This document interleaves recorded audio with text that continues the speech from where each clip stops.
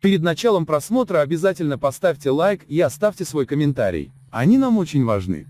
Туркменским врачам пообещали 15% прибавку за предотвращение эпидемии. Минздрав Туркменистана утвердил правила доплат к заработной плате медицинских работников, которые предусматривают доплаты за работу по предотвращению эпидемии. Документ, датированный 10 марта 2021 года, опубликован на сайте Минюста. Согласно нормативному акту, право на доплату в размере 15% ежемесячной зарплаты имеют медики, которые занимались укреплением и охраной здоровья граждан в рамках предотвращения завоза и распространения острых инфекционных заболеваний. Принимать решение об установлении доплат будет комиссия, состав которой будет утверждаться начальниками местных управлений здравоохранения. Примерный состав – сам начальник, его заместитель, бухгалтер, другие медработники. В комиссию должно входить не менее 3 человек. Также правила устанавливают 20% надбавки для медиков, работающих в отдаленных и труднодоступных селах. Перечень таких населенных пунктов утверждается правительством.